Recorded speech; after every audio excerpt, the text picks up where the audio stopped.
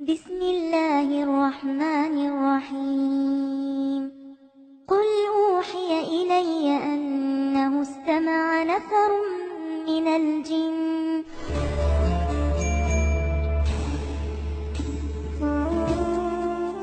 قرآن څه وایي؟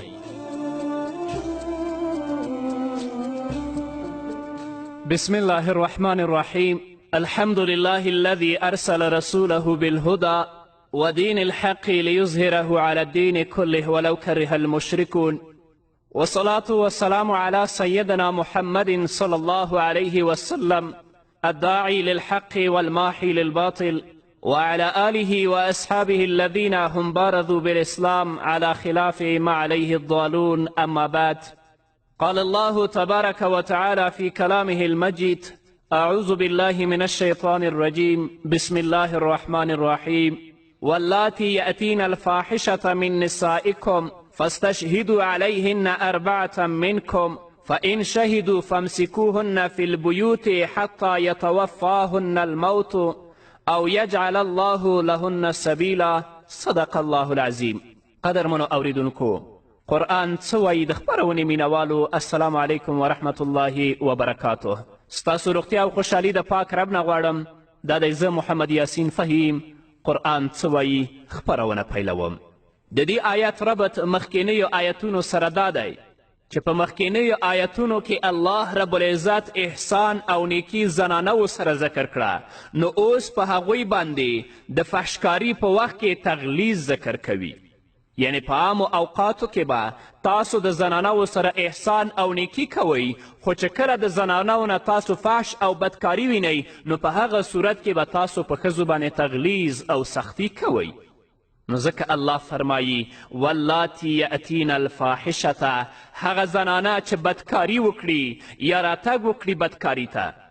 فاحشه قبیح او بد فعل او کار ته ویل کیږي او په عرف کې په زنا باندې هم اطلاق کیږي او دلته هم په اجماع سره مراد د فاحشې نه زنا ده او دې ته فاحشه ځکه ویل کیږي چې هر عقل والا دا خبیث عمل بد ګڼي.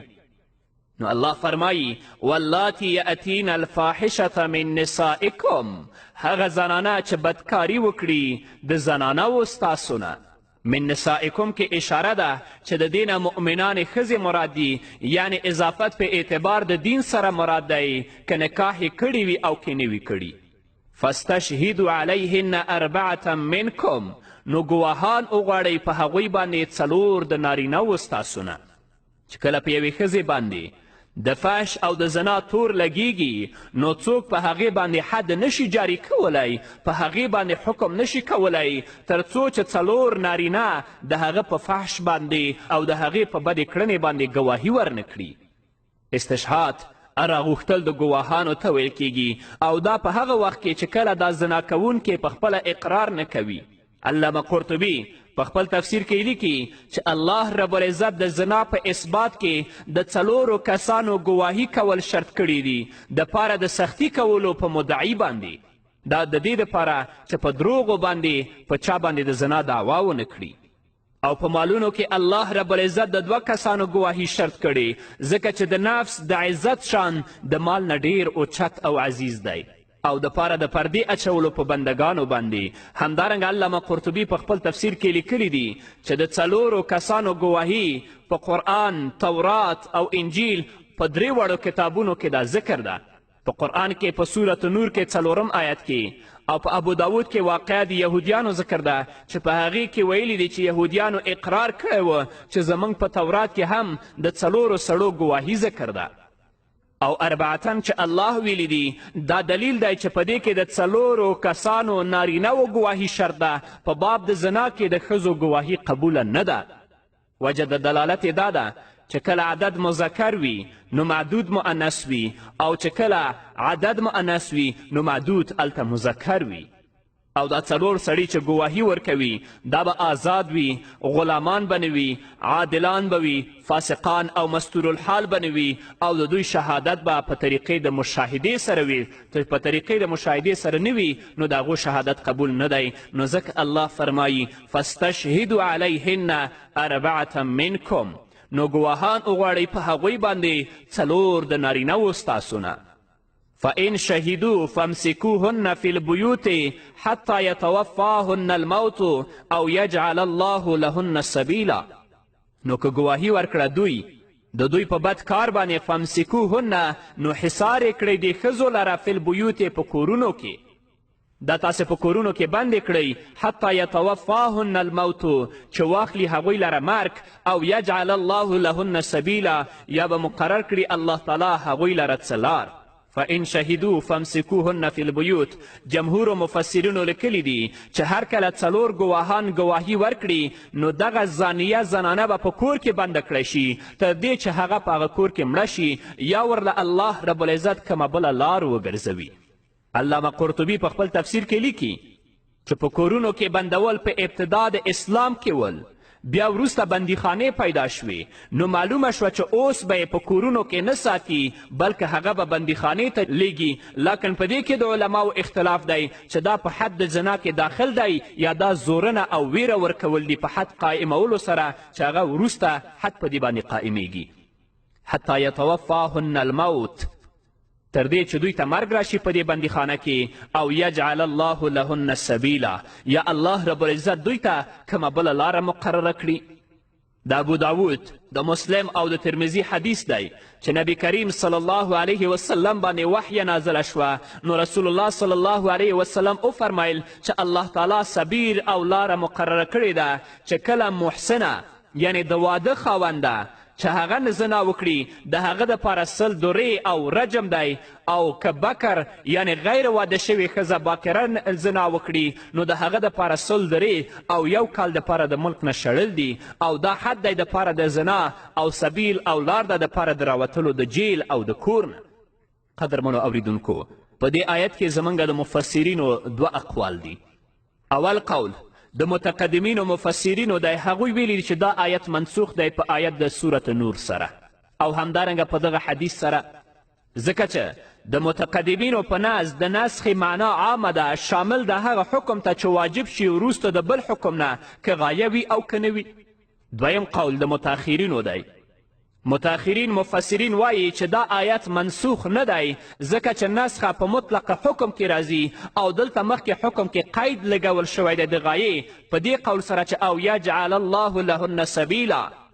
یعنی اول حکم دا و چې وروسته د ګواهي نه په دوی باندې دوی دې بندې کړی شي، لیکن انتظار دې وکړي د بل حکم چې هغه حد دی، او دا په دې مقام کې صرف د اصطلاح فرق دی. او هر څه هغه حکم د حد چې په صورت نور او په دې حدیث کې دی نو په هغې باندې اجماع ده. او وروسته د راتللو د حد نه د دې آیت مقصد دا هم کیدی شي چې هر کله په زانیې باندې 4 ګواهان تیر شول لیکن قاضي په څه عذر سره حکم مؤخر کړی دی لکه تزکیه او صفایي د ګواهانو، نو په زمانه د تاخیر د حکم کې به دغه زانیه په قید او په جیل کې ساتل کیږي د دې دپاره چې چیرته ونه تښتي، او هر کله چې قاضي د حد حکم وکړي نو د اقامت د حد دپاره به د قید یعنی دا مطلب چې د کور او د بندیخانې نه راوایستلی شي. نو آیت اوس هم معمول بها دی اگر چې په اعتبار د نزول د حکم د حد سره په ده باندې د نسخ حکم په اتفاق سره شته دی. واللذان یأتیانها منکم فآذوهما فإن تابا وأصلحا فأعرضوا عنهما إن الله كان توابا رحيما. واللذان او هغه 2 کسان یأتیانها چې وکړي بدکاري منکم ستاسونه فآذوهما نو زورونه ورکړئ هغوی لره، فإن تابا نو که دوی توبه وکړه، واصلحا او نیک عمل یې وکړه، فاعرضوا عنهما نو مخ واړوئ د هغوی د زورنې نه، ان الله کان توابا رحیما، یقینا الله تعالی توبه قبلونکی دی او الله رحیم ذات دی. واللذان یأتیانها منکم، په دې کې د مفسرینو اقوال دي. اول قول د حضرت عبدالله ابن عباس رضی الله تعالی عنهما دی. حضرت عبدالله ابن عباس رضی الله تعالی عنهما فرمایي چې د دینه مراد 2 قسمونه د زناکارو سړو دي، یو واده شوی او بل بې واده، یعنی مطلب یو محسن او بل غیر محسن. او ها ضمیر چې یأتیانها کې دی هغه فاحشې ته راجع دی، مراد ترېنه زنا ده. دویم قول د حضرت قداده او د نورو مفسرینو دی. هغوی وایي چې د دې نه مراد زناکار سړی او زناکاره ښځه ده په طریقه د تغلیب د مذکر سره په مؤنث باندې او فاحشه په معنا د زنا ده او بنا په دواړو اقوالو سره چې یو قول د حضرت عبدالله ابن عباس دی او بل قول د صدی او قتاده دی، په دې دواړو آیتونو په منځ کې فرق په ډیرو وجوهو سره دی. یعنی د دې آیت او مخکینی آیت په منځ کې اوله وجه د فرق د امام مجاهد نه نقل دی چې دا بندول خاص دی په زنانهو پورې، ځکه چې هغه په زنا کې د دې وجې نه واقع شوې ده چې د کور نه بهر وتلې وه، نو په بندولو سره ماده د ګناه قطع شوه او ایزا او زورونه خاص ده په سړي پورې، ځکه دی د خپل ضروریاتو دپاره بهر وتلو ته محتاج دی، نو د ده سزا ایزا ورکول او زورونه ورکول دي. دویمه وجه د فرق هغه دا ده چې حبس او بند ساتل خاص دي په زنانهو پورې، ایزا او زورونه ورکول عام ده، هم مذکرو ته شامل ده هم مؤنثو ته. دریمه وجه هم د ځینې مفسرینو نه نقل ده چې په اول آیت کې واده شوې ښځې یعنې محصنات مراد دي په قرینه د نساؤکم سره، ځکه چې دا لفظ زیات مناسب دی د واده شوو سره، او په اضافت د کوم کې اشاره د خاوندانو ته، او په دې آیت کې بې واده ښځې مراد دي. ځکه الله فرمایي والذان هغه دوه کسان یأتیانها چې وکړي بدکاري منکم ستاسو نه فآذوهما نو زورونه ورکړئ هغوی ته. ایزا هغه درد دی چې سخت او شدید نه وي، که په فعل سره وي لکه وهل ټکول بغیر د زخمی کولو نه، او که په قول او وینا سره وي لکه زورونه ورکول او ملامته کول، لیکن دا ایزا قید کولو او درو وهلو ته نه دی شامل، ځکه چې هغه مخکې تیر شول. او آیات په باب د ایزا کې مجمل دی، نو دا د حاکم رأی ته سپارل شوی دی، لیکن په اتفاق د علماو سره دا ایزا منسوخه ده په صورت نور او تیر شوي حدیث سره، لیکن دا په هغه وخت کې چې دا ایزا د حد په ځای باندې قایمه شي او په بلې توجیه سره چې وروسته ذکر کیږي، نو دا ایزا بیا منسوخ نه ده چې هغه دریم قول دی. او په دې آیت کې دریم قول د ابو مسلم نه نقل دی او هغه یې مجاهد ته نسبت کړ. اللذان نه دوه مذکر دي چې هغوی یو بل سره بدفعلي وکړي، او ها ضمیر فاحشه او بدکاري ته راجع دی، لیکن د اول فاحشې نه مراد زنا دی، او په ضمیر سره مراد بدفعلي د دوو مذکرو ده د یو بل سره، او ایزا نه مراد سزا ده، اگر که په دغه سزا کې د اهل علمو اختلاف دی. علامه آلوسی په خپل تفسیر روح المانی کې اولا د دې قول دپاره دلیلونه ذکر کړي او بیا د هغه جوابونه ذکر کړي دي، او آخر کې ویلي دي چې د ده قول د ابو مسلم اگر که صراحتا فاسد نه ده، لیکن د جمهور مفسرینو نه خلاف دی، ځکه جمهور مفسرین د دې نه د دوه سړیو یو بل سره بدکاري نه مراد کوي. فان تابا و اصلحا په دې کې توبه کولو ته ترغیب دی، یعنی که توبه وکړي د هغه عمل د فاحشې نه په سبب د ایزا سره فاعرضو عنهما نو تاسو مخ واړوئ د هغوی د زورنې نه. اعراض دا دی چې نوره ایزا ورلره مه ورکوئ، نور تکلیف ورلره مه ورکوئ، ځکه چې د ایزا مقصد توبه کول ول او هغه مقصد حاصل شو. او د دې نه معلومیږي چې دا ایزا او زورنه د حد نه علاوه حکم دی، ځکه چې حد په توبې سره نه ساقطیږي. نو د دواړو آیتونو حاصل دا دی چې د ګواهي نه وروسته یې څه مناسب وخته پورې په قید کې وساتئ او بیا د حد قایمولو دپاره یې بهر را وباسئ، نو زورنه او ملامتیا ورلره ورکړئ، بیا ورباندې حد قایم کړئ. لیکن هر کله چې توبه وباسي نو ایزا ورکول پرېږدئ او حد ورباندې قایم کړئ. او داسې ایزا او زورنه مخکې د حد او رجم نه صحابه و کرامو رضی الله عنهم د ماعز سره کړې وه، لیکن بیا نبی کریم صلی الله علیه وسلم وفرمیل چې ماعز داسې توبه ویستلې ده چې که د ټولې مدینې والو ته شامل شي نو ټولو ته رسیږي. نو بیا صحابه و کرامو رضی الله عنهم ایزا ورکول پرېښودل او حد یې په ماعز باندې قائم که. او که د ایزا نه مراد حد د بدفعلي د دوو مذکرو شي لکه چې قول د ابو مسلم دی، نو هغه خو په توبې سره نه ساقطیږي، نو په هغه قول کې یو وجه د فساد دا هم ده. او که د اعراض نه مراد صرف اعراض کول وي د زورنې او ملامته کولو نه، نو بیا توجیه صحیح کیږي. انما التوبة على الله للذين يعملون السوء بجهالة ثم يتوبون من قريب فأولئك يتوب الله عليهم وكان الله عليما حكيما. دا به واورو قدرمن اوریدونکو خود یوې دمې نه وروسته. قدرمن اوریدونکو بیا هم زموږ سلامونه او نیکې هیلې ومنئ. انما التوبة على الله للذين يعملون السوء بجهالة وروسته د ذکر کولو د توبې د بدکاري نه اوس الله رب العزت ترغیب ذکر کوي توبې کولو ته د ټولو ګناهونو نه سره د ذکر د شرط د قبولیت د هغې نه. هغه شرط د قبولیت الله ذکر کړی که هغه شرط وي توبه قبوله او که هغه شرط نه وي توبه قبوله نه ده. نو الله فرمایی انما التوبة علی الله، یقینا قبلول د توبې د الله تعالی په نست للذین هغه چا لره دي یعملون السوء چې عمل کوي بد بجهالت په ناپوهي سره ثم یتوبون من قریب بیا توبه وباسي د نږدې نه فاولئک یتوب الله علیهم، نو دغه کسان توبه قبلوي الله تعالی د دوی وکان الله علیما حکیما، او الله تعالی پوه دی حکمتونو والا دی. انما توبة علی الله، علامه ابو حیان په خپل تفسیر بحر محیط کې لیکي چې دا مبتدا او خبر دی او په دواړو کې تقدیر دی، یعنی انما قبول التوبة مرتب علی فضل الله، قبول د توبې دا مرتب دی په فضل د الله تعالی باندې. که څوک سوال وکړي چې الله دلالت کوي په وجوب باندې او په الله تعالی باندې هیڅ څیز واجب نشي کیدلی، مفسرینو د دې نه جواب کړی چې دې ته وجوب تفضیلي ویلی شي، یعنی الله تعالی د قبلولو وعده کړې ده او الله تعالی خپله وعده ضرور پوره کوي، نو داسې شو لکه چې په الله تعالی باندې واجب وي. یا الله په معنا د عنده دی په نزد حسن بصري رحمه الله سره. نو ځکه الله رب العزت فرمایی انما التوبة، یقینا توبه قبلول د توبې علی الله د الله تعالی په ناست للذین یعملون السوء، هغه چا لره چې عمل کوي بد بجهالت په ناپوهي سره، ناپوه دی په ناپوهي سره دا بد کار کوي. للذین یعملون السوء بجهالت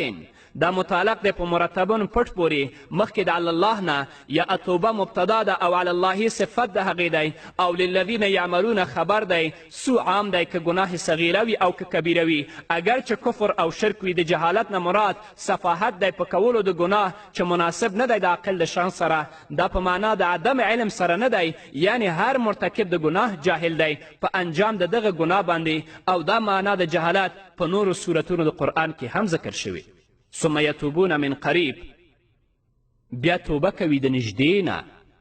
دا من د غایې د ابتدا دپاره دی یا د تبعیض دپاره دی، او د قریب دپاره موصوف پټ دی، یعنی زمان قریب، او په قریب کې ډیر اقوال دي. ځینې علما وایي چې څو پورې په روغ صحت کې وي او توبه وباسي الله به توبه قبلوي. د ابن عباس رضی الله تعالی عنهما قول دی چې څه وخت نظر وکړي ملک الموت ته توبه وباسي الله یې توبه قبلوي. ضحاک ویلی دي چې د مرګ نه مخکې ته قریب ویلی شي. حسن بصري ویلی دي چې څو پورې چې غرغرې ته نه وي رسېدلی. عکرمه ویلی دي چې ټوله دنیا قریبه ده، او دا ټول تعبیرات یو بل ته نږدې دي. او علامه ابن کثیر په خپل تفسیر کې په دې کې ډېر احادیث متصله مرفوعه او مرسله ذکر کړي دي، او لفظ د سمه هم دلالت کوي په وسعت د رحمت د الله تعالی باندې، ځکه چې دا دلالت کوي په تراخي باندې.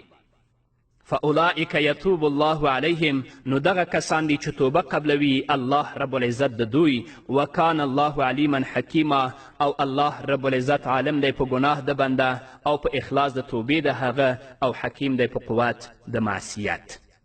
او حکیم دی چې الله رب العزت قوت د ګناه ورکړی او بیا یې توفیق ورکړی دی، په دې کې ځان لره حکمتونه دي. الله په دې باندې ښه پوهیږي. ولیست التوبة للذین یعملون السیئات حتی اذا حضر احدهم الموت قال انی تبت الآن وللذین یموتون وهم کفار اولئک اعتدنا لهم عذابا الیما. په دې آیات کې الله رب العزت د هغې توبې ذکر کوي چې په هغې کې تیر شوی شرط نه وي موجود، نو هغه به قبوله نه وي، او دا دوه قسمه ده. اول قسم ولیست التوبة للذین یعملون السیئات حتی اذا حضر احدهم الموت قال انی تبت الآن. بد عملونه کوي کوي کوي کوي چې کله مرګ ورته نږدې شي نو بیا وایي چې ما اوس توبه ویستلې ده. ځکه د حضر الموت نه مراد وخت د یقین د مرګ دی، چې د ژوند نه ناامیده شي نو د دغه وخت توبه قبوله نه ده، ځکه چې دا د اضطرار حالت دی. دویم قسم وللذین یموتون وهم کفار، د هغه چا توبه هم الله رب العزت نه قبلوي چې هغه مړ شي او مرګ دې ته په حالت د کفر کې راشي. نو په دې دوه وختونو کې الله رب العزت د دوی توبه نه قبلوي. نو الله رب العزت فرمایي ولیست التوبة نشته قبلول د توبې للذین هغه کسانو لره یعملون السیئات چې عملونه کوي د بدي حتی اذا حضر احدهم الموت تر هغې چې کله نږدې شي یو د دوی نه مرګ ته قال وایي انی تبت الآن یقینا ما توبه وکړه اوس وللذین او نه د توبه د هغه کسانو یموتونه چې مړه کیږي وهم کفار په داسې حال کې چې دوی کافر وي اولئکه دغه دواړو طبقو لره اعتدنا لهم تیار کړی دی موږ دوی لره عذابا علیما عذاب دردناک وللذین یموتون وهم کفار که څوک سوال وکړي چې د دوی دپاره خو بلکل توبه نشته نو د دوی ذکر الله رب العزت ولې وکړ نو زموږ مفسرینو د دې نه جواب دا کړی چې دا مبالغه ده د اول قسم توبې په نه قبلېدلو کې ځکه چې د هغه توبه په شان د نه توبې ده لکه مرګ په حالت د کفر کې دویم جواب مفسرینو دا کړی چې وروسته د مرګ نه یا په حال د مرګ کې چې دوی دنیا ته واپسي غواړي او د نیک عمل تمنا او ارمان کوي نو دغه په شان د توبې دی د وروسته د مرګ نه چې هغه قبوله نه ده چې کله دوی مړه شي هلته به دا هیله او آرزو کوي چې الله موږ بیرته دنیا ته ولېږه موږ به نیک عملونه کوو نو د دې مثال د توبې په شان دی دا توبه د دوی کله هم قبوله نه ده یا ایها الذین آمنوا لا يحل لكم أن ترثوا النساء كرها ولا تعدلوهن لتذهبوا ببعض ما آتيتموهن إلا أن يأتين بفاحشة مبينة وعاشروهن بالمعروف فإن كرهتموهن فعسى أن تكرهوا شيئا ويجعل الله فيه خيرا كثيرا دا لسم حکم دی قدر منوریدونکو په دې آیتونو کې الله رب العزت رد ظلم کوي په هغه زنانو چې هغه کونډې شوي وي او وارثان یې بیا په زوره سره دوی په نکاح اخلي یا د هغوی مال غصب کوي د دې آیت ربط د مخکینی آیت سره دا دی چې مخکې منع وه د ظلمونو د جاهلیت نه په باره د یتیمانو او د میراث د ښځو کې نو اوس الله رب العزت منع کوي د ظلم او رسم د جاهلیت نه په باره د نکاح د کونډو زنانو کې او په دې کې دوه اقوال دي اول قول دا دی چې دا خطاب دی اولیاو او وارثانو د مړي ته او په دې کې رد دی په طریقه د جاهلیت باندې حضرت عبدالله ابن عباس رضی الله تعالی عنهما فرمایي چې کله به د جاهلیت په زمانه کې یو کس مړ شه او د هغه به ښځې پاتې شوه نو د هغه مړي ورثه به د دغې کونډې ښځې حقداره ګڼل کېدله که د چا به خوښه وه نو په نکاح سره به یې پخپله واخیستله او که خوښه به یې نه وه نو بل چاته به یې په نکاح ورکړه که د کونډې رضا وه او که نه وه او کله به یې د نکاح نه بلکل منع کوله او په بل روایت کې دي چې د یو سړي د مرګ نه به وروسته د هغه یو وارث راغی او خپله څادر به یې واخیسته په هغه کونډې باندې به یې واچوه او ویل به یې چې څرنګه زه د ده د مال وارث یم نو همداشان د ده د ښځې هم زه وارث یم لکه دا جهالیت چې تر اوسه پورې هم زموږ په ټولنه کې رایج دی دا د مشرکینو عادات دي دویم قول دا دی چې دا خطاب دی خاوندانو ته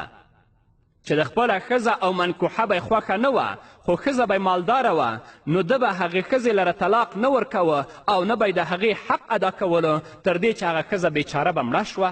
او دی به د هغه مال په خپل میراث سره واخیسته نو الله رب العزت فرمایي یا ایها الذین آمنو ای هغه کسانو چې تاسو ایمان راوړی دی لا یحل لکم حلال نه دی تاسو لره ان ترثوا النساء کرها چې وارثان شئ د زنانو په زور سره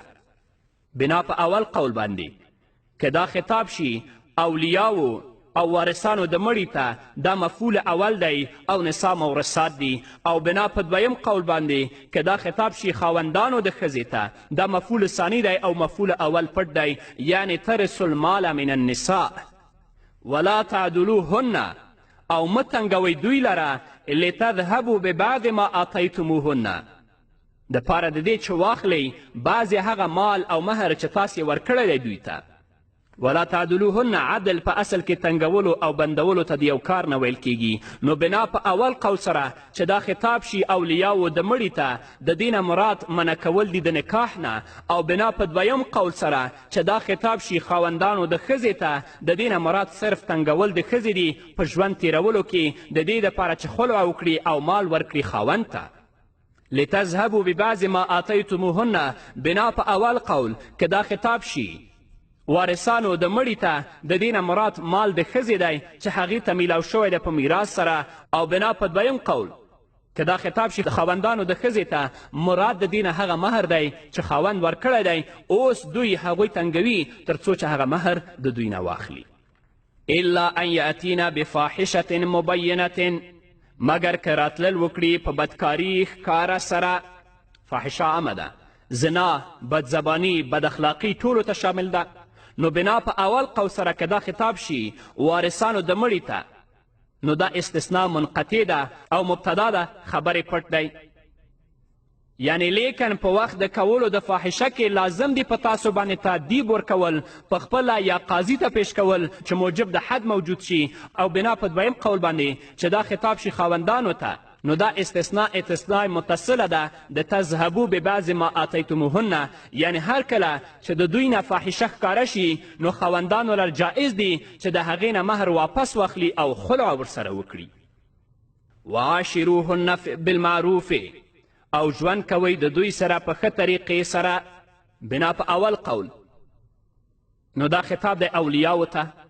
او د معروف نه مراد د کرهه او ظلم نه ځان بچ کول دي او بنا په دویم قول خطاب د خاوندانو ته او معروف نه مراد د هغې شرعي حقوق ادا کول دي په نفقه او لباس او شپه تیرولو کې او علامه قرطبي په خپل تفسیر کې لیکلی دي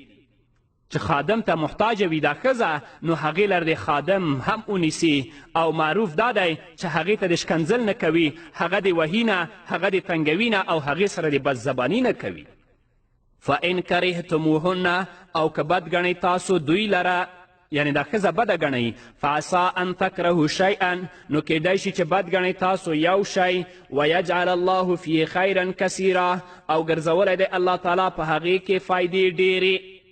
فان کرهتموهن د دې جزا پټه ده یعنی صبر وکړئ په هغوی باندې سره د کراهیت او د بد لیدلو نه او دلته د دې نه مراد هغه کراهیت طبعي دی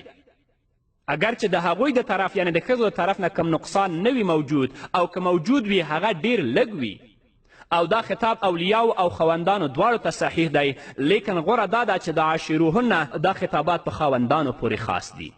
فعسا ان تکرهو شیئا ویجعل الله فیه خیرا کثیرا دا د جزای مقدر د پر علت دی دلته مراد دا دی چې په دغه ښځه کې که یو عیب وي لیکن کیدای شي چې نورې ډېرې فایدې پکې وي نو دغه نورو فایدو د وجې نه په یو عیب باندې تاسو صبر کوئ او سترګې پرې پټوئ او دا جمله یې په طریقه د یوې قاعدې سره ذکر کړې ده چې داسې ډېر څیزونه او کارونه شته دی چې د هغې په ظاهر کې څه تکلیف یعنی بدنی یا مالی وي لیکن شرعي منافع پکې ډیر زیات وي نو د هغه پرېښودل نه دي پکار لکه چې په باره د جهاد کې الله رب العزت دا حکم ذکر کړی و وان اردتم استبدال زوج مکان زوج وآتیتم احداهن قنطارا فلا تأخذوا منه شیئا اتأخذونه بهتانا واسما مبینا دا به واورو قدرمن اورېدونکو خو د یوې دمې نه وروسته قدرمن اوریدونکو بیا هم زموږ سلامونه او نیکې هیلې ومنئ وان اردتم استبدال زوج مکان زوج دا خاوندانو ته خطاب دی یا دا مقابل دی د عاشروهن سره یعنی اول خو ضروري دا ده چې د ښځې سره په ښه طریقې سره ژوند تیر کړئ او که داسې نشئ کولی بلکې د هغې بدلول غواړئ نو مهر ترېنه واپس نشئ اخیستلی که تاسو طلاق ورکوئ ورې کړئ نو د هغوی مهر مه غواړئ کولی شي چې بل ځای تاسو ځان لپاره بله نکاح وکړئ نو الله فرمایي وان اردتم او که غواړئ تاسو استبدال زوجن بدلول د یوې ښځې مکان زوجن په ځای د بلې ښځې چې دا طلاقه کوئ بله په نکاح اخلئ و آتیتم احداهن قنطارا او ورکړئ تاسو یوې د دې ته قنطارا لویه خزانه یعنی ډیر مهر فلا تأخذوا منه شیئا نو مه اخلئ د هغوی نه هیڅ څیز نو چې کومه مهر تاسې ورکړی بیا دې ښځو ته تاسې طلاق ورکوئ نو هغه مهر تاسې د دوی نه مه غواړئ که څوک سوال وکړي چې حدیث د حضرت عمر رضی الله تعالی عنه علامه ابن کثیر او ابن جریر په مختلفو سندونو سره په خپل تفاسیرو کې ذکر کړی چې مضمون یې دا دی چې حضرت عمر منع وکړه چې مغالات مه کوئ یعنی مهرونه ډیر ډیر ماخلئ که چیرې ډیر مهر عزت وی په دنیا کې او دا تقوا وی نو رسول الله صلی الله علیه وسلم د ډیر ډیر زیات حقدار و هغه به د خپلو ښځو دپاره او د خپلو لورګانو لپاره ډیر ډیر مهرونه ټاکلي وی او حال دا چې پیغمبر علیه السلام نه د خپل بیبیانو لپاره او نه د خپلو لورګانو لپاره ډیر مهرونه ټاکلي نو چې کله حضرت عمر رضی الله تعالی عنه دا خبره وکړه یوه ښځه اوچته شوه په حضرت عمر رضی الله تعالی عنه یې رد وکړه او دا آیت یې ورته ولستو چې د دې آیت نه هم معلومیږي چې تاسو ښځو ته ډیر مهر ورکولی شئ نو ته ولې د دې نه منع کوې حضرت عمر رضی الله تعالی عنه وویلې اللهم غفرا کل الناس افقه من عمر نو دا حدیث خو د دې آیت خلاف راځي او اهل التشیع هم د عمر رضی الله تعالی عنه په نقصان د علم او په عدم اهلیت د خلافت باندې دا دلیل پیش کړی دی خو زمونږ مفسرینو د دې نه جواب کړی په ډیرو وجوهو سره اوله وجه دا چې دا مغالات د مهر د عزت سبب ګڼل او په هغې کې په یو بل فخر او لویي کول منع دي او هسې زیاتوالی د مهر نه منع نه دی که څوک زیاتوالی د مهر سبب د عزت ګڼي سبب د فخر ګڼي د دې نه منع شوې ده هسې په زیاتوالي کې کوم مشکل نشته چې توان ولري دویمه وجه دا ده چې زیاتوالی د مهر صرف جملې خبریه ذکر ده په طریقه د شرط سره نو دا د مغالات د جواز دپاره مستلزم نه ده زیاتوالی د مهر په جملې خبریې سره ذکر دی خو په طریقه د شرط سره چې تاسو ورکړی هغه به ترې نه غواړئ د دې نه دا نه لازمیږي چې مغالات دې په مهر کې جایز وي دریمه وجه دا ده چې زیاتوالی د مهر صرف جایز او رخصت دی او کموالی د مهر اولا او عزیمت دی او هر چې د حضرت عمر رضی الله تعالی عنه هغې زنانه ته جواب نه ورکول نو هغه د حضرت عمر رضی الله تعالی عنه تواضع او کسر نفسی و او ترغیب ورکول ول نور امت ته په فهم د کتاب الله کې که تاسو غواړئ چې د اهل تشیع د سوال په باره کې نور جوابونه ولټوئ نو تاسو روح المعانی ته مراجعه وکړئ نو الله فرمایی و آتیتم ورکړی وي تاسو احداهن یو د دې ورته قنطارا لویه خزانه یعنی ډیر مهر فلا تأخذوا منه شیئا نو مه اخلی د هغوی نه هیڅ چیز اتأخذونه بهتانا و اسما مبینا آیا اخلی تاسو دغه مال او دغه مهر لره په داسې صورت کې چې تاسې بدنامي لګوونکي یاستئ او تاسې ګناه کوونکي یاستئ په ښکاره توګه باندې اتاخذونه بهتانا و اسما مبینا اول نهی ذکر شوه نو اوس زجر ذکر کوي په دغه عمل باندې بهتانن حال دی د فاعل نه یعنی بهتان تړونکي او ښکاره ګناه کوونکي او تمیز دی د علت دپاره حاصل دا دی چې د جاهلیت والاو دا عادت و چې کله به نیت و یوه ښځه طلاقه کي نو په هغې باندې به یې د بدکاري دروغ جوړ کړل د دې دپاره چې د هغې نه مهر واپس واخلي نو د دې وجې نه دې ته بهتان وویل همدارنګه د ښځې نه مهر واپس اخیستل دلالت کوي چې د دغه کس په نزد باندې دا مهر فرض نه دی نو د فرض نه انکار کول ښکاره ګناه او ظلم دی نو ځکه الله فرمایي اتأخذونه بهتانا و اسما مبینا وکیف تأخذونه وقد افضى بعضكم الى بعض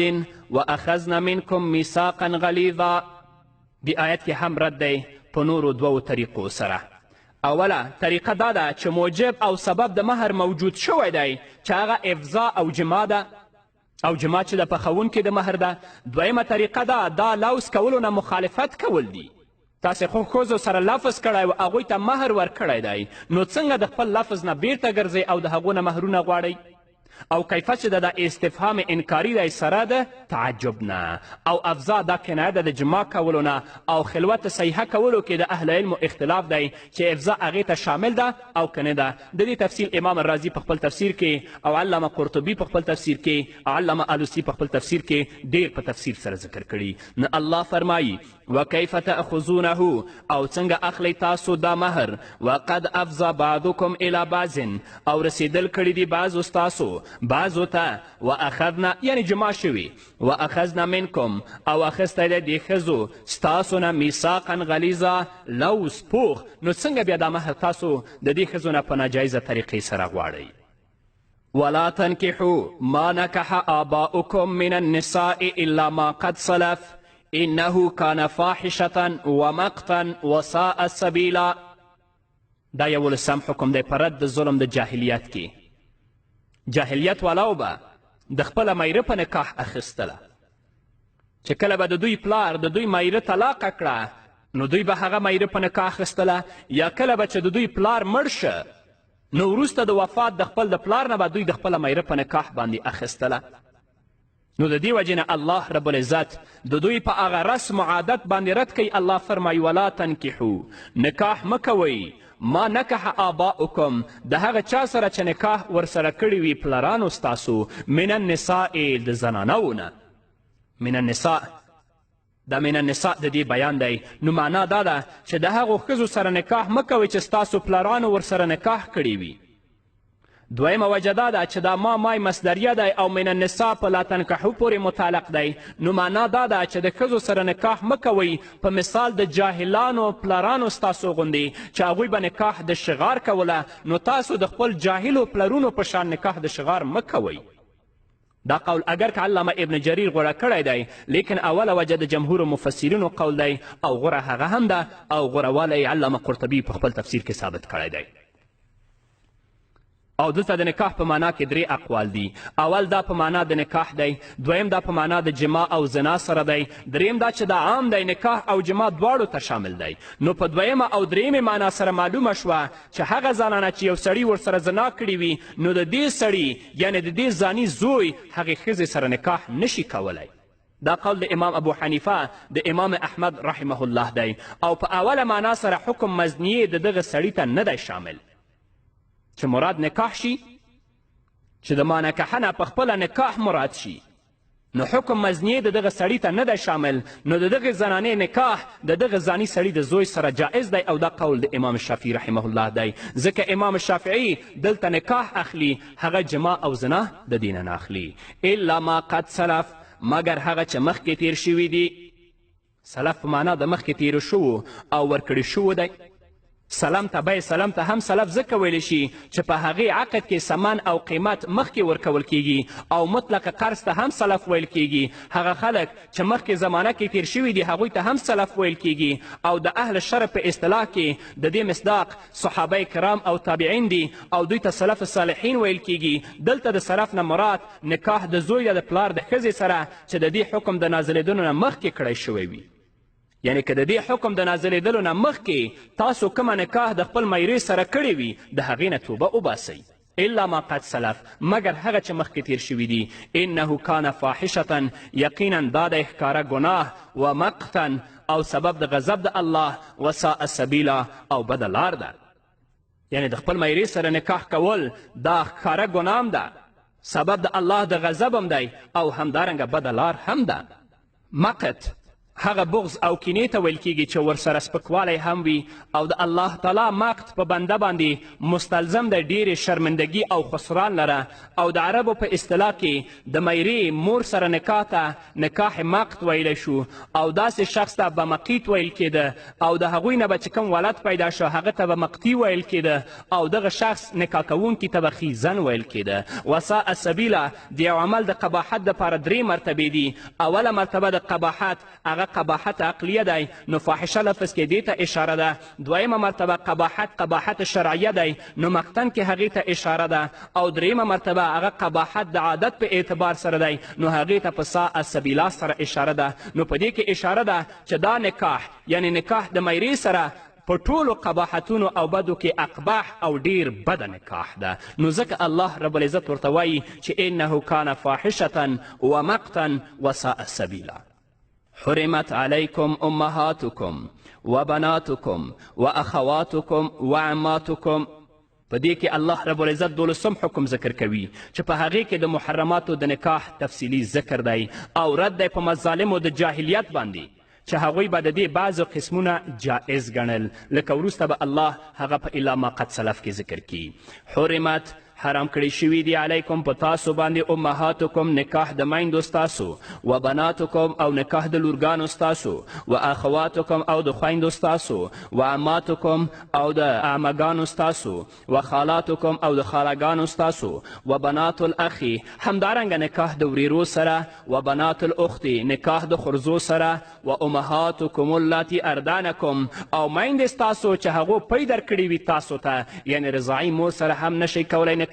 و اخواتکم من الرضاعة او خویندې ستاسو د پی ورکولو د وجې نه چې رضاعي خویندې دي هغو سره هم نکاح نشئ کولی. و امهات نسائکم او میندې د ښځو ستاسو چې ستاسې خوښې دي هغو سره هم نکاح نشئ کولی. و ربائبکم اللاتی فی حجورکم من نسائکم او پرکټۍ ستاسو هغه چې په پالنه ستاسو کې دي د ښځو ستاسو نه. یعنې دا مطلب یو سړي یو ځای نه ښځه وکړه خو هغې ښځې سره یوه لورې هم وه، نو دې ښځې سره چې دې نکاح وکړه نو هغې پرکټۍ سره دا بیا نکاح نشي کولی. التي هغه ښځې دخلتم بهنه چې یو ځای شوي تاسو د هغوی سره.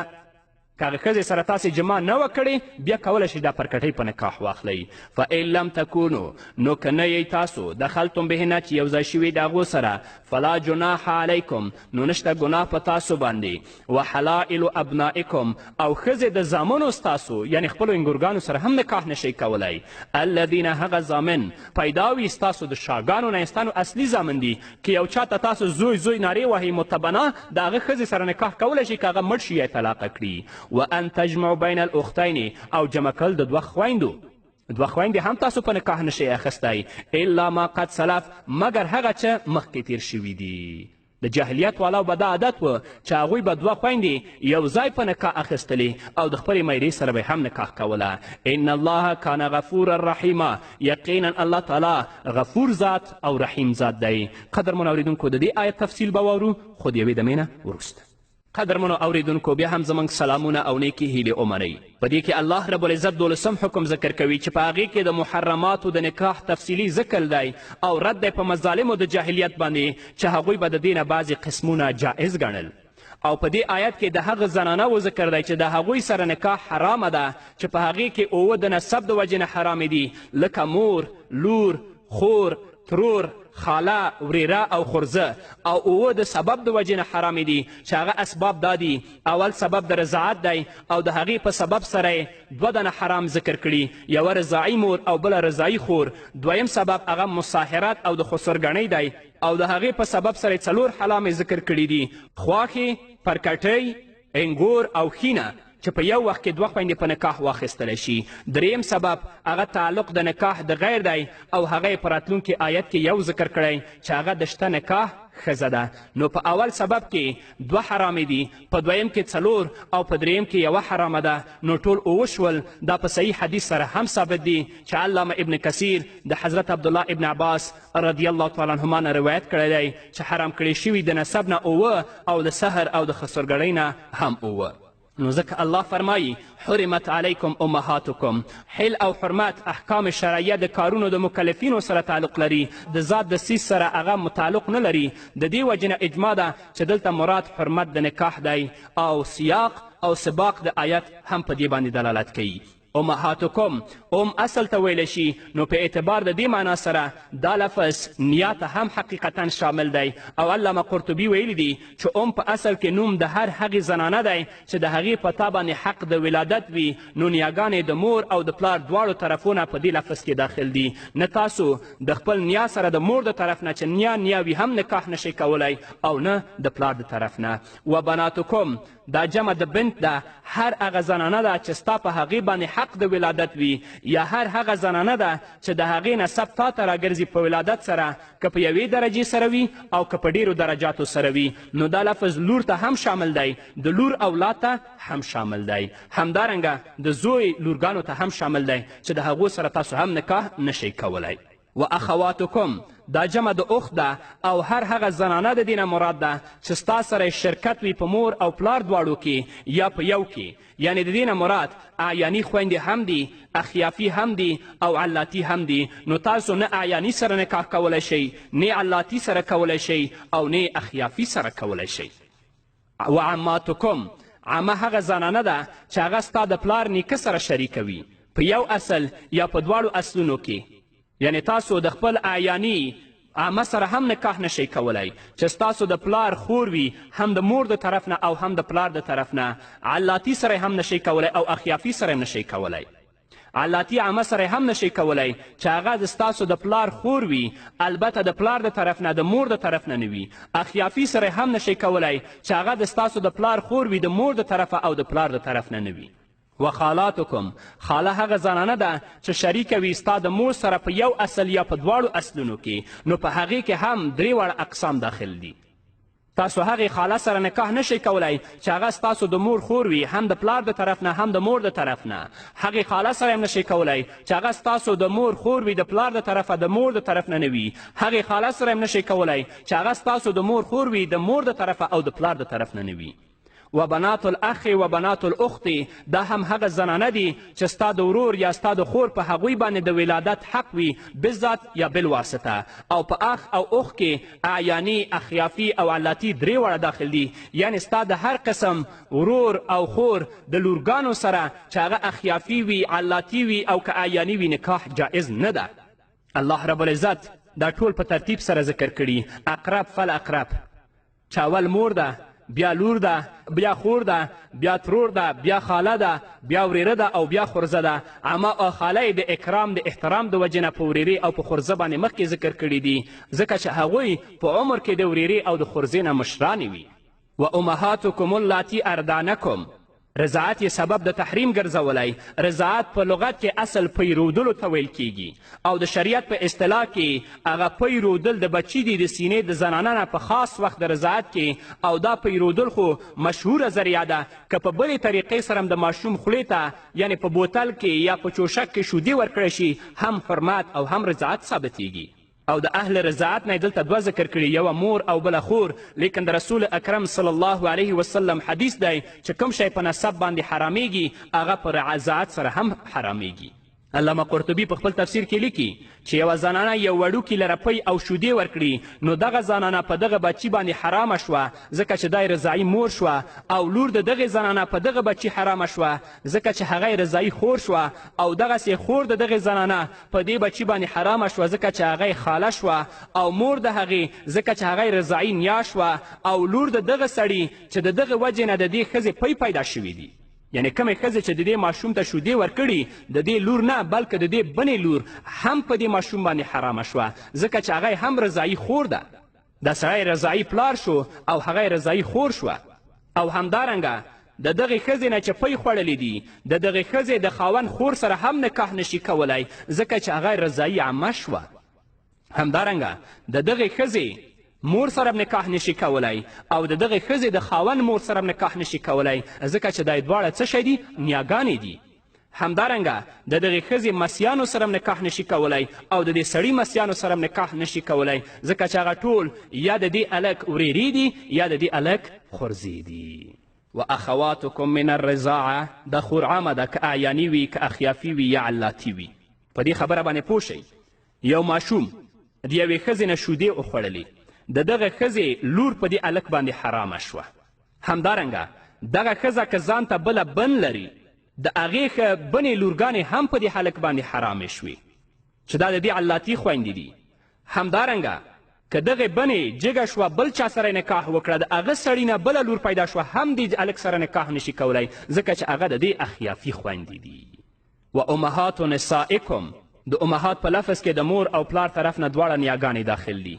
او نسا نه مراد منکوحات دي او په دې کې عموم دی که د هغې منکوحې سره دخول شوی وي او که نه وي. او دا قول د اکثرو صحابه کرامو او د تابعینو او د څلورو واړو ائمو کرامو مذهب هم دی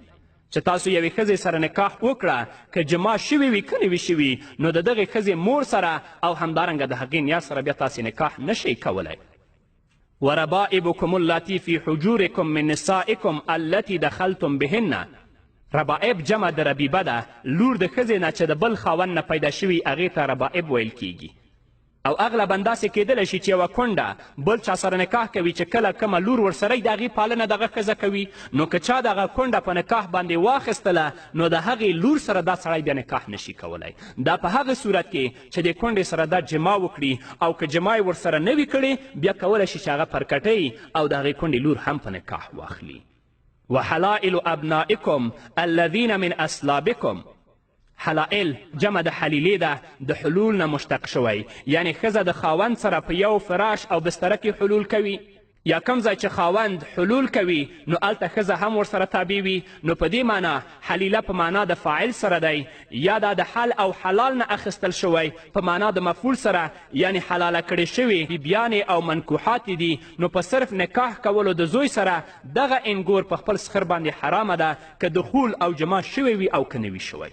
او ابنائکم په حکم د نمسی کې هم دی، یعنی تاسو د خپله زوی ښځه هم په نکاح نشئ اخیستلی، د خپل مسیانو او کړیواسیانو ښځې هم تاسو په نکاح نشئ اخیستی. او د اصلابکم قید دې لپاره لګوي چې هغه ستاسو اصلي زامن وي او که اصلي زامن نه وي متبنا وي نو که هغوی خپله ښځې طلاقې کړي یا هغوی مړه شي داسو بیا کولی شي چې د هغوی ښځې په نکاح واخلئ. وان تجمعوا بین الاختین دا په محل د رفع کې د عطف دی په امهاتکم باندې، یعنی جمع کول د دوه خویندو په نکاح کې حرام دی. یو سړی د خپلې ښینې سره چې د خپله ښځه طلاقه کړې نه وي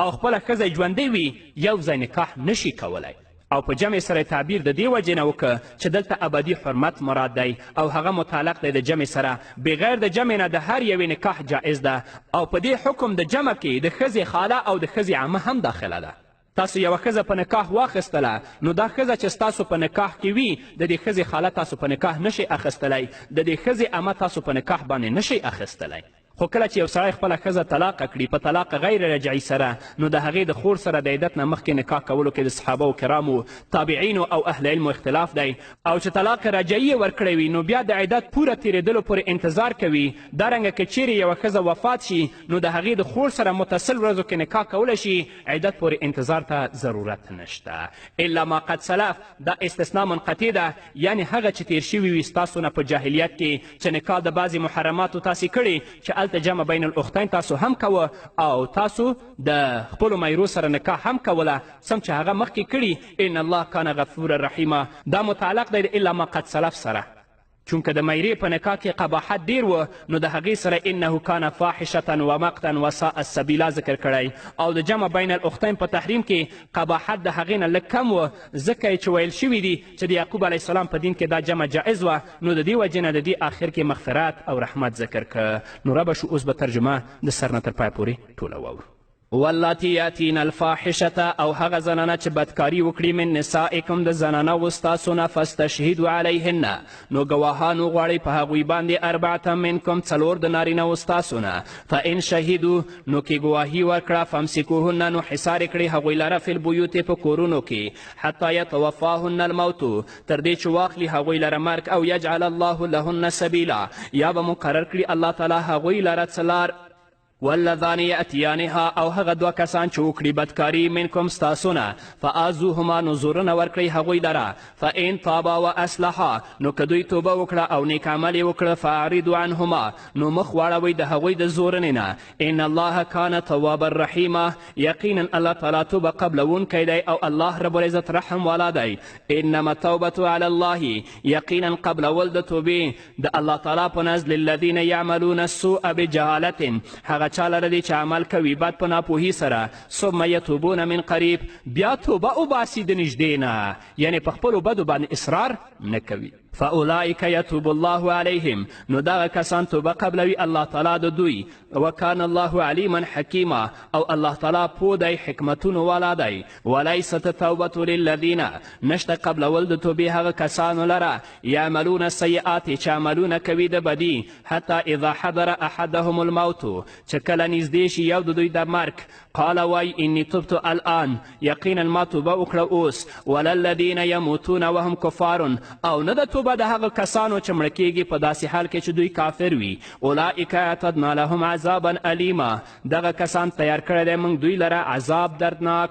یا ایها الذین آمنو ای هغه کسانو چې تاسو ایمان راوړئ لا یحل لکم نه دی حلال تاسو لره ان ترثوا النساء کرها چې وارثان شئ د زنانو په زور ولا تعدلوهن او مه تنګوئ دوی لره لتذهبوا ببعض ما آتیتموهن دپاره د دې چې واخلئ بعضې هغه مال او مهر چې ورکړی دی تاسو دوی لره الا ان یاتین بفاحشة مبینة مګر که راتلل وکړي په بدکاري ښکاره وعاشروهن او ژوند کوئ د دوی سره بالمعروف په ښه طریقه سره فان کرهتموهن او که بد ګڼئ تاسو دوی فعسا ان تکرهو شیئا نو کیدای شي بد ګڼئ تاسو یو شی ویجعل الله فی خیرا کثیرا او ګرځولی وي الله تعالی په هغې کې فایدې ډیرې. وان اردتم استبدال زوج مکان زوج او که غواړئ تاسو بدلول د یوې ښځې په ځای د بلې ښځې کې وآتیتم احداهن قنطارا او ورکړئ تاسو یوې د دې ته ډیر مال یعنی ډیر مهر ورکړی وي فلا تاخذو منه شیئا چې کله طلاقه کوئ نو د هغه مهر نه به تاسو بیا څه نه اخلئ. اتاخذونه بهتانا آیا اخلئ تاسو دغې لره په داسې حالت کې چې تاسو بدنامي لګوونکي یاستئ و اسما مبینا په داسې حال کې چې تاسې ګناه کوونکي یاستئ په ښکاره توګه. وکیف تاخذونه او څنګه اخلی تاسو دا مهر وقد افضى بعضکم الی بعض او رسیدل کړي دي بعضو ستاسو بعضو ته یعنې جمام کړي واخذنا منکم میثاقا غلیظا او اخیستی دی د ښځو ستاسو نه لاوس کلک ولا تنکحوا ما نکح آباؤکم نکاح مه کوئ د هغه چا سره چې نکاح ورسره کړي وي پلارانو ستاسو من النساء د زنانو نه الا ما قد سلف مګر هغه چې مخکې تیر شوي دي انه کان فاحشة یقینا دا ښکاره ګناه ده ومقتا او سبب د غضب د الله دی وساء السبیله او بده لار ده حرمت علیکم امهاتکم حرام کړی شوي دي په تاسو باندې نکاح د میندو ستاسو و بناتکم د لورګانو ستاسو و اخواتکم خویندو ستاسو و عماتکم د عمګانو ستاسو و خالاتکم او د خالګانو ستاسو و بنات الاخ او د وریرګانو ستاسو و بنات الاخت او د خورزیګانو ستاسو و امهاتکم اللاتی اردانکم همدارنګه حرام دي په تاسو باندې نکاح د رضاعي میندو ستاسو و اخواتکم من الرضاعت او خویندې ستاسو د پی ورکولو د وجې نه یعنې د رضاعي خویندو نکاح هم په تاسو باندې حرامه ده و امهات نسائکم همدارنګه حرامې دي په تاسو باندې نکاح کول د خواښیګانو ستاسو و ربائبکم اللاتی فی حجورکم او پرکټۍ ستاسو هغه چې په پالنه ستاسو کې دي من نسائکم د ښځو ستاسو نه التي هغه ښځې دخلتم بهنه چې یو ځای شوي تاسو د هغوی سره فان لم تکونو دخلتم بهنه نو که نه یی تاسو چې یو ځای شوي د هغو ښځو سره فلا جناح علیکم نو بیا نشته ګناه په تاسو باندې چې هغې برکټۍ سره بیا نکاح وکړئ وحلائل ابنائکم او ښځې د زامنو ستاسو یعنې انګورګانو ستاسې انګورګانې هم په تاسو باندې حرامې دي الذین هغه زامن من اصلابکم چې پیدا شوي ستاسو د شاګانو نه وان تجمعوا بین الاختین او جمع کول د دوه خویندو یعنې دوه خویندې په یو وخت کې هم تاسو په نکاح نشئ اخیستی الا ما قد سلف مګر هغه چې مخکې تیر شوي دي ان الله کان غفور الرحیم یقینا الله تعالی غفور او رحیم ذات دی. نو قدرمن اوریدونکو دا وه زموږ د نن ورځې خپرونه چې ستاسو درانه حضور ته ور وړاندې شوه تر بلې خپرونې پورې چې زه بیا هم ستاسو درانه حضور ته راځم تاسو ټول په پاک رب سپارم پاتې ژوند و نیکمرغه ښاد بریالي او کامیاب اوسئ.